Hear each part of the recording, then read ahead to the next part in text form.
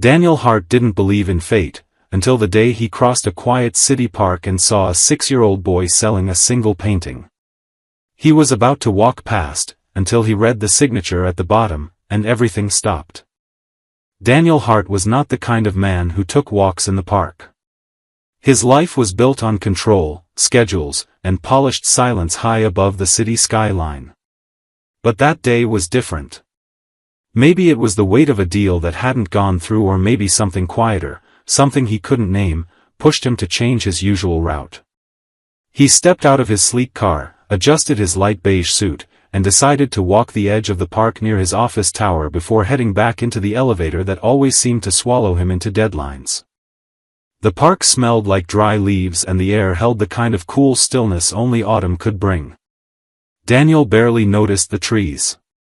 His mind was already pulling back into numbers and contracts until something unfamiliar caught his eye near one of the old wooden benches.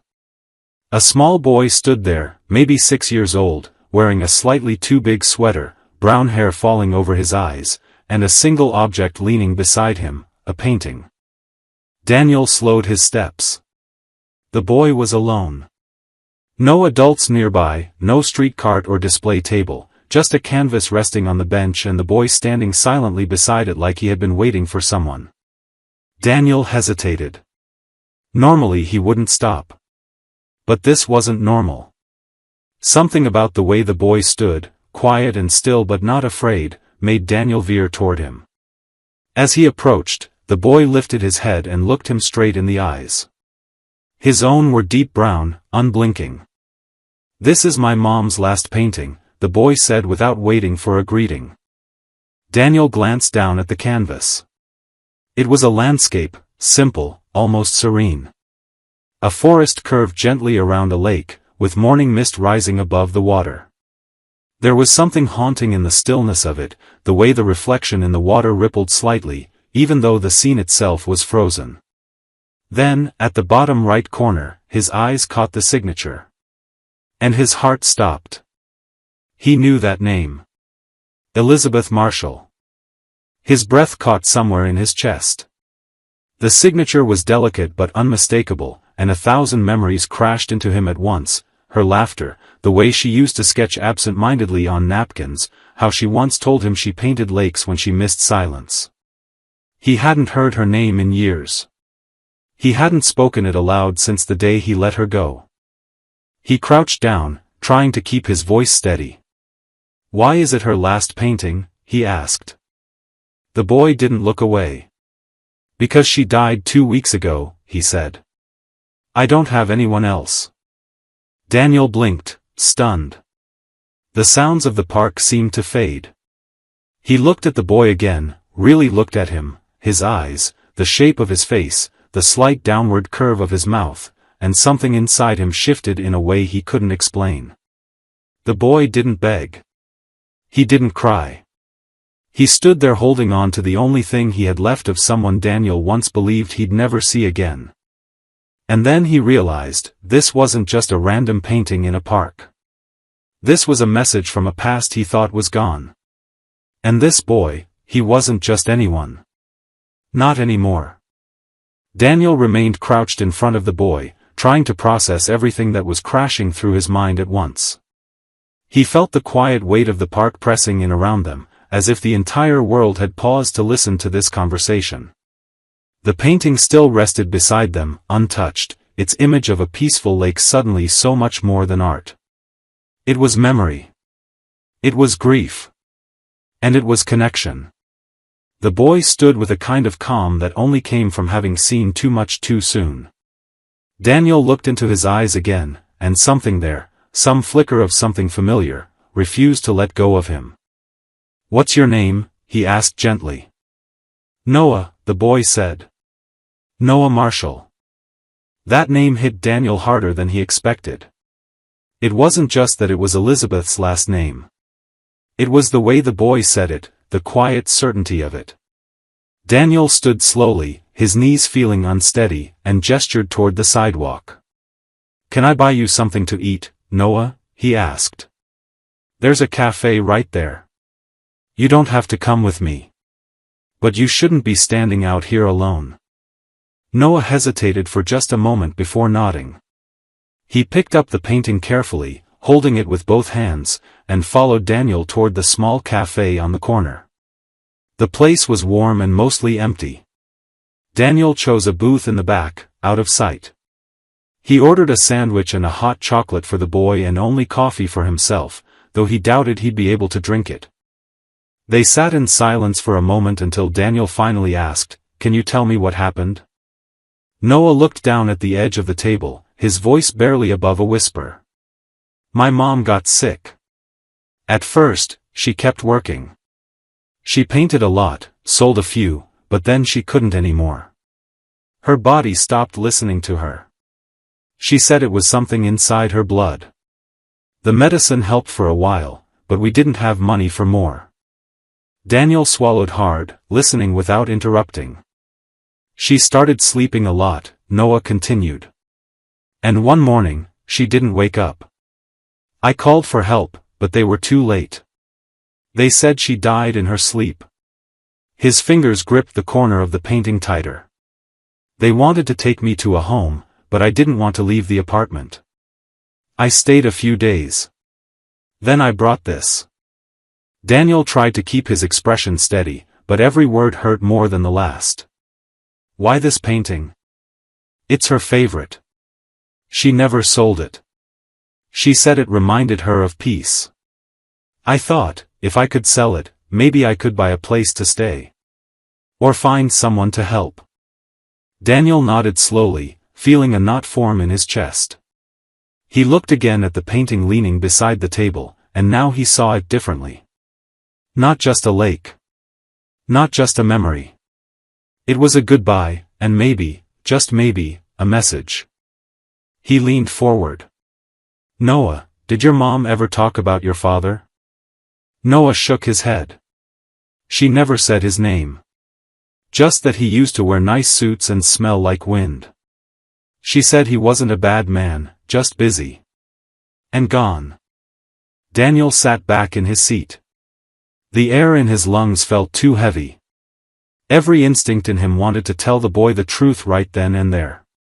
But how do you explain to a 6-year-old that you might be the man his mother never stopped loving, and the father he never knew he had? Instead, he said, "Noah, would it be okay if I took you somewhere safe? Just for now. Not a home like you were taken to before. A quiet place. Somewhere warm.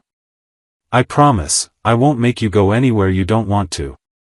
Noah looked up at him, studying his face. He didn't answer right away, but then gave a small nod. Daniel stood, reached for the painting with care, and gently said, "Let's go." And as they stepped back into the fading light of the afternoon, Daniel knew that this wasn't something he could walk away from. Not now. Not ever again. Daniel drove slowly through the city, his mind racing far ahead of the traffic. Noah sat quietly in the back seat, the painting carefully propped beside him, his small hand resting protectively on its frame. The boy hadn't said much since they left the cafe, but Daniel could see him watching the passing buildings through the window, his eyes sharp and observant for someone so young. Daniel didn't turn on the radio. He didn't make small talk. He just drove, trying to ignore the rising pressure in his chest, the weight of a truth he hadn't yet spoken, and the realization that he might have already lost the chance to say it too many years ago. He took them to one of his private residences, not his main home, but a penthouse he used occasionally for quiet meetings or personal retreats. The building had a private entrance, a secure elevator, and a view that made the entire city look like a miniature.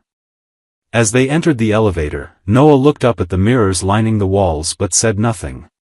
Daniel noticed his shoes were worn thin at the soles and made a mental note to have clothes and essentials delivered as soon as possible.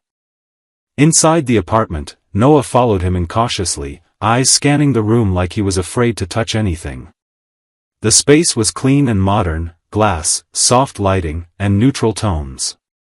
It wasn't designed for children, but Daniel suddenly saw the emptiness of it through the boy's eyes. No toys. No photographs. No warmth. Just walls and silence. He led Noah to the kitchen and offered him some water, then showed him the guest room, which had a large window and a cozy chair in the corner. "You can stay here tonight," he said softly. "Tomorrow we'll figure out what to do next. Is that okay?" Noah nodded once, then sat carefully on the edge of the bed, holding the painting upright in his lap. Daniel watched him for a moment before crouching in front of him, choosing his words slowly. "You know, your mother and I, we knew each other. A long time ago. Before you were born." Noah blinked, clearly interested but unsure where the conversation was going. "She was important to me," Daniel continued. "But I made mistakes. I left when I shouldn't have. I never knew she had a son." Noah didn't move, but his grip on the frame tightened. "She never told me much. Just that she loved someone once. And that he didn't stay." Daniel swallowed hard, the shame rising like a tide. "I don't know what she told you. But I think I might be your father." There. The words were out, heavy and quiet and impossible to take back. Noah stared at him, eyes wide, his expression unreadable. He didn't speak right away, just looked down at the painting again. "You were in one of her drawings," he said after a pause. "She never let me show it to anyone. But I saw it. It looked like you." Daniel felt his breath catch. He hadn't expected confirmation, not like this. He had prepared for denial, for confusion, even for anger. But the boy's calm acceptance unsettled him more than resistance would have. "I want to take care of you, Noah," he said softly. "I don't want to replace anything. I just want to be there now. If you'll let me." Noah's eyes searched his face for a long time, and finally, in a voice barely louder than a whisper, he asked, "Are you going to leave again?" Daniel shook his head, his voice steady this time. "No. I won't leave you. Not ever." There was no embrace. No tears. Just a quiet moment of truth between a man and a child who had both been missing something for a very long time. That night, after Noah fell asleep clutching the painting, Daniel sat in the living room staring out at the city lights. He thought about Elizabeth, about the choices he made, and the ones he still had time to make right. He didn't know how to be a father. But he knew how to stay. And for now, that was enough. The next morning, sunlight streamed into the penthouse through the massive windows, casting warm light across the polished floors. Daniel stood in the kitchen, staring into a mug of coffee he hadn't touched. His thoughts had barely rested through the night, and every quiet hour had been filled with memories he hadn't visited in years. He had spent so long believing he had made peace with his past, convincing himself that leaving Elizabeth behind was the price he had to pay to build the life he now led. But that illusion had collapsed with one painting, one boy, and a name that had never stopped echoing in the back of his mind. He heard small footsteps padding across the floor, followed by the soft creak of the guestroom door. Noah appeared, still wearing the same clothes from the day before, his hair rumpled from sleep, holding the painting against his chest like it was the only thing keeping him anchored. Daniel straightened and gave a small, tentative smile. "Morning," he said. "Are you hungry?" Noah nodded shyly but said nothing. Daniel gestured for him to sit at the counter, then began to prepare breakfast: eggs, toast, fruit, orange juice. He had no idea if Noah liked any of it, but it was the first thing he could offer that didn't feel borrowed. As they ate in silence, Daniel found himself watching the boy's every movement, not with judgment, but with quiet awe. He had never seen someone so young carry such gravity. Noah didn't fidget or whine. He didn't ask for anything. He just sat there quietly, chewing slowly, his eyes thoughtful and distant. After breakfast, Daniel gently asked if they could visit Elizabeth's old apartment. He explained that it might help them find more of her artwork or personal belongings. Noah agreed, and they drove across town to the small walk-up building where she had lived. The landlord, who had already been contacted by Daniel's assistant, allowed them in with a spare key. The apartment was modest and dim, but not cold. The walls were painted with fading color, and canvases leaned against almost every corner. The scent of oil paint and turpentine still lingered in the air, and Daniel's chest tightened with every breath he took. Noah walked through the rooms with careful steps, pointing out small things that had once belonged to his mother, a chipped mug, her favorite chair, a scarf she wore when painting. He led Daniel to a closet where, on the top shelf, they found a small wooden box filled with letters, old photos, and a few sketches that had clearly never been finished. Daniel opened one of the envelopes and found a letter addressed to him, written in Elizabeth's hand. He didn't read it aloud. He couldn't. The moment was too heavy, too intimate. But the words inside confirmed what he already felt in his bones. She had never forgotten him. She had never stopped loving him. And when she realized she was dying, she had chosen not to reach out, perhaps to protect him, perhaps out of fear. But she had written. She had wanted to tell him. After gathering a few of Elizabeth's things, they returned to the penthouse. Daniel placed her painting carefully on a stand in the living room, where it caught the afternoon light just right. He ordered clothes and books for Noah, filled the fridge with food a 6-year-old might like, and reached out to a lawyer to begin the guardianship process. But despite all of that, he knew there was one thing he hadn't done yet: talk to Noah about the future. That evening, as they sat side by side on the sofa, Daniel turned to him and spoke softly. "Noah, I know everything's changed really fast. And I don't expect you to have all the answers. But I want you to know that I'm not just here because I feel sorry or guilty. I'm here because I want to be. Because I should have been all along."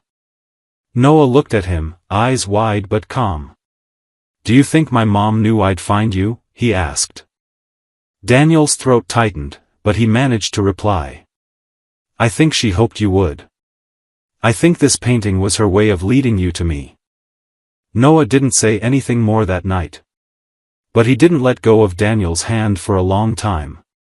And in that quiet gesture, something unspoken passed between them, an understanding that neither of them was alone anymore, and that from this point forward, every step they took would be together.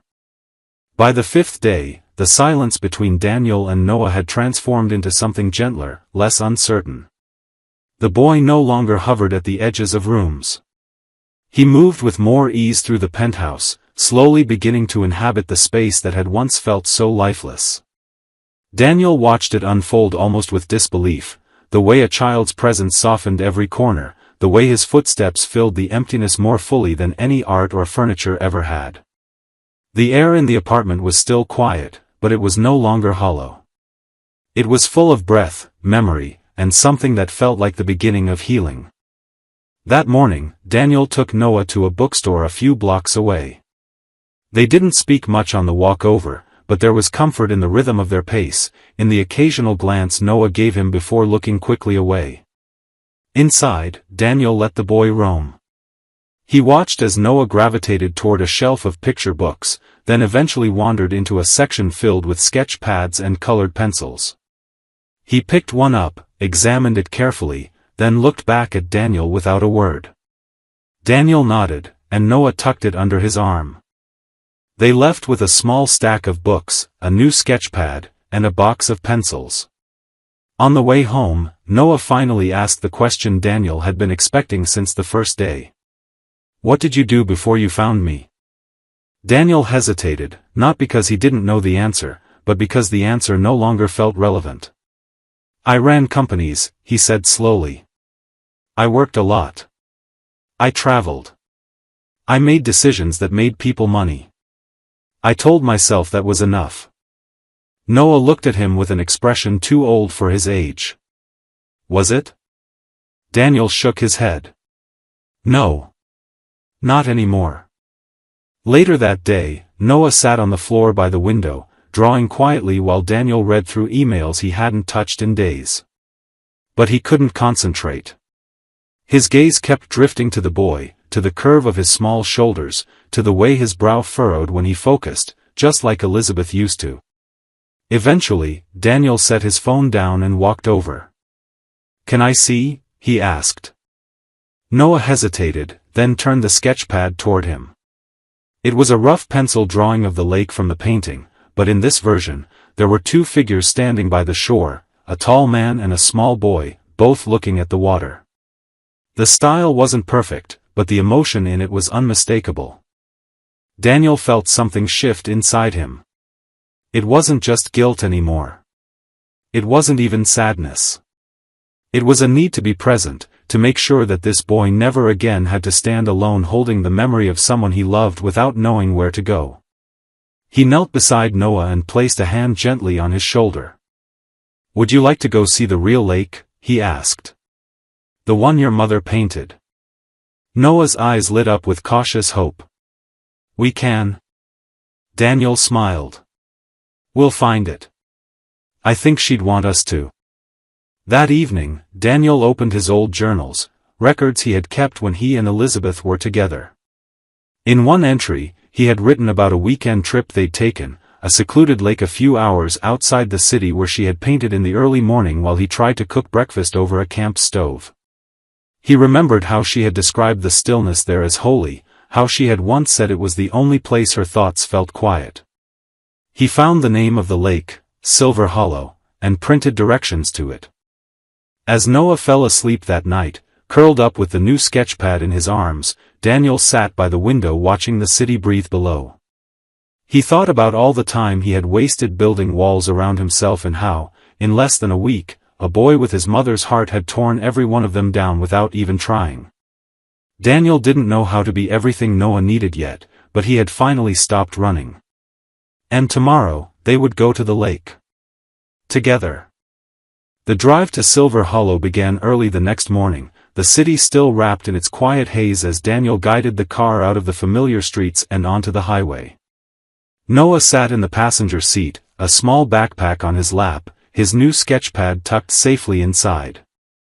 He didn't ask where they were going again, he simply trusted, and that quiet trust humbled Daniel more than any boardroom challenge ever had. The road slowly shifted from concrete to winding country paths framed by trees in the golden hues of late fall. Daniel rolled down the windows slightly, letting the crisp air fill the car, and for the first time in years, he felt something close to peace. As they approached the lake, a hush seemed to settle over the landscape. The GPS guided them down a gravel road Daniel barely remembered until the trees opened up to reveal the water. It was exactly as he had recalled from that old journal entry, the surface perfectly still, the sky mirrored in its glassy expanse, and the surrounding pines swaying gently in the breeze. Noah stared through the window, not saying a word, and when the car stopped, he stepped out slowly, holding his sketchpad against his chest like it was something sacred. Daniel watched him walk to the edge of the water, and followed a few steps behind. For a long while, they both just stood there, looking. The silence between them was not empty, it was full of memory, of questions too big for words, and of a presence that neither of them could see but both could feel. It was as though Elizabeth had left a part of herself in this place, not just on canvas but in the very air. Noah finally sat down on a large flat rock by the shore and opened his sketchpad. Daniel didn't interrupt. He sat beside him, letting the sound of the breeze and birdsong carry the moment. Noah began to draw, not hurriedly but with careful, patient strokes. The lake, the trees, a small figure sitting alone, and slowly, another figure appeared beside it. Daniel didn't have to ask who they were. After some time, Noah looked up and asked quietly, "Did you and my mom come here together?" Daniel nodded. "A long time ago. Before you were born. She loved it here. She said it was the only place she could hear herself think." Noah didn't respond immediately, but his eyes scanned the shoreline, as if trying to imagine her there. "I think she wanted me to find you," he said finally. "I think she knew this painting would bring us here." Daniel's throat tightened, but he managed to speak. "I think so too. She was never someone who did anything by accident." They spent the afternoon walking the shoreline, collecting leaves and skipping stones. Daniel showed Noah the spot where he had taken the photo Elizabeth used as reference for the original painting, and together they found a tree near the water with the initials EM carved faintly into the bark. It was weathered, nearly hidden, but still there. Noah traced the letters with his fingers and smiled. Before they left, Daniel took a photo of Noah standing by the lake, holding his sketchpad, the water behind him glowing with the fading light. It wasn't posed or forced. It was a moment, real, simple, and full of everything that had been lost and found again. As they drove back, the boy fell asleep with his head resting against the car window, the sketchpad still on his lap. Daniel glanced at him and felt a surge of gratitude that almost knocked the wind from his lungs. He had been so close to missing all of this. He had nearly lived his entire life without knowing what it meant to love someone without expectation, to protect without needing control, to show up simply because you should. When they reached the city, Daniel carried Noah inside, laid him gently on the bed, and placed the sketchpad on the nightstand. He looked out the window for a long time after that, the image of the lake still vivid in his mind. He knew their journey wasn't over. There would be more questions, more paperwork, more difficult days. But now he understood what mattered most wasn't how they got here, it was that they did. Together. The following days passed with a rhythm Daniel had never experienced before. Each morning began not with emails or conference calls, but with the quiet sound of Noah's footsteps padding through the hallway, or the soft rustle of pages as he flipped through books while curled in the corner of the sofa. The apartment no longer felt like a museum of wealth and routine. It had been transformed, little by little, with drawings taped to the refrigerator, tiny socks draped over the arm of a chair, and laughter so quiet it echoed louder than anything Daniel had ever known. He wasn't used to it, this stillness that felt full instead of empty, but he welcomed it with an openness he didn't know he was capable of. One morning, as they sat together eating breakfast, Daniel received a message from the attorney managing the guardianship proceedings. The documents were ready. The next step would require a formal hearing and a home visit. Daniel explained it to Noah as carefully as he could, choosing every word with caution. He told him that nothing would be forced, that he only wanted to give them both the chance to stay together legally, not just emotionally. Noah looked up from his cereal with those same steady eyes that always seemed older than they should be. He asked, "If that happens, does that mean you're my real dad?" Daniel took a breath, not wanting to rush the answer. "Being your dad doesn't come from paperwork or names on a form," he said. "It means being here when you need me. It means listening when you're scared, showing up when you don't ask, and never walking away when things get hard. That's what I want to be for you. Whether we sign anything or not." Noah didn't say much after that, but he leaned into Daniel's side as they watched a cartoon together on the couch, and Daniel felt something click into place that no legal process could touch. Later that week, Daniel arranged for them to return to Elizabeth's old apartment one last time. He wanted Noah to choose what to keep. They took the subway, which Noah insisted on, and when they arrived, Daniel gave him space to explore without pressure. In her bedroom, Noah opened a drawer and pulled out a small wooden jewelry box. Inside were a few earrings, a pressed flower, and a folded photograph. He handed the photo to Daniel. It was of Elizabeth, young and laughing, standing at the lake with her arms open. Daniel remembered taking it. She had insisted he capture the moment, even though she usually hated being in front of the camera. He framed that photo when they got home and placed it in the hallway outside Noah's new room. It was a quiet tribute, not just to her, but to everything she had unknowingly gifted them. That evening, after dinner, Noah sat at the kitchen counter sketching while Daniel worked nearby. Out of nowhere, Noah asked, "Did you love her?" Daniel paused, set down his pen, and turned toward him. "I did. I always did.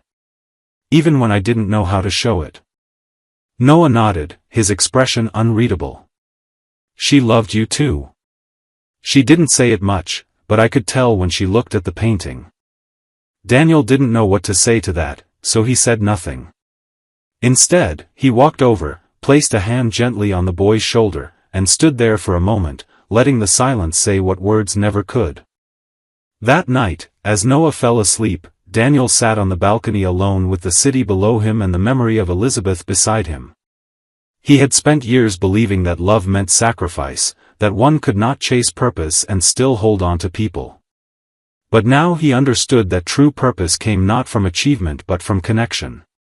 And somehow, through loss, through pain, and through a child who had walked into his life with nothing but a painting, he had been given the chance to begin again. The morning of the court hearing arrived with a gray sky and steady rain that seemed to quiet the entire city.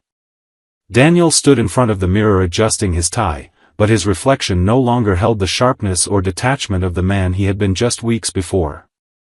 There was something softer in his posture now, something grounded.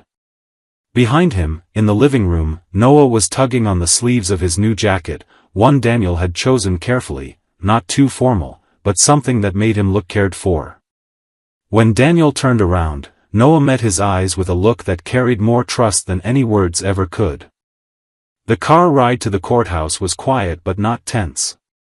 Daniel explained what would happen, that they would sit down and answer a few questions, and that there would be a person from the court who would want to talk to Noah alone just to make sure he was okay with everything. Noah nodded but didn't seem afraid. If anything, he looked ready. Like someone who had already faced the hardest parts of life and had decided not to run from anything else. Inside the courthouse, the walls felt cold and unfamiliar, but Daniel stayed close. When they were called in, he reached for Noah's hand, and the boy held on without hesitation. The judge was kind but firm, a woman in her 50s with glasses that magnified her calm, observant eyes. She read through the documents, asked Daniel about his decision, and listened as he spoke, not like a businessman delivering a pitch, but like a man who had finally stopped lying to himself. He told her about Elizabeth, about the time he had lost, and about the moment he realized what truly mattered. He didn't pretend to be perfect. He admitted he had failed once but that he was here now because he had no intention of ever failing again. When it was Noah's turn to speak, he stood up on his own. He didn't fidget or stumble. He looked the judge in the eye and said, "He found me." He didn't have to, but he did. My mom used to say the people who stay are the ones who matter. I think she wanted me to find him. The courtroom was silent after that. The judge studied them both for a long moment, then smiled gently. I think your mother would be proud of you both. The papers were signed within the hour. Daniel Hart was officially Noah Marshall's legal guardian. But neither of them mentioned that word again once they stepped outside. It wasn't about titles or documents anymore. It was about what had already happened between them, long before the courtroom validated it. That night, back at the apartment, Daniel ordered takeout and let Noah choose the movie. They ate on the couch, their plates balanced in their laps, laughing at scenes that probably wouldn't have seemed funny to Daniel weeks ago. Afterward, Noah disappeared into his room and returned carrying the painting, the original lake, the one his mother had created. He held it out to Daniel and said, "I want it to hang here. In the living room. So we always remember how we found each other." Daniel nodded and helped him hang it on the wall across from the windows. The light from the city reflected off the surface, making the water in the painting shimmer faintly like it was still alive. They stood side by side looking at it for a long while. Then Noah turned to Daniel and asked, "Do you think she knows?" Daniel placed his hand on the boy's shoulder and answered without hesitation. "I think she's been with us this whole time." As the night deepened and the apartment settled into silence, Daniel watched Noah fall asleep with his sketchpad beside him and realized this was the life he hadn't known he was waiting for. A life not built on legacy or fortune, but on small choices, second chances, and a boy with steady eyes who had given him a reason to stop walking alone. The ending of this story is powerful not because it ties everything up perfectly, but because it offers something far more meaningful: quiet redemption. Daniel's transformation isn't sudden or dramatic, it's slow, human, and deeply earned. What begins as guilt and disbelief gradually becomes love, responsibility, and something even rarer for someone like him, vulnerability. He doesn't save Noah in the way we often expect in stories like this. Instead, Noah saves him just as much. I think what makes the conclusion so moving is that it honors grief without letting it win. Elizabeth's absence is felt in every moment, yet her presence lingers in the painting, the lake, and in Noah himself. The fact that a child's quiet strength could lead a man so far from who he used to be back toward who he was meant to become, that's the kind of hopeful, emotional truth that sticks with you long after the last line. It's not just a story about reunion.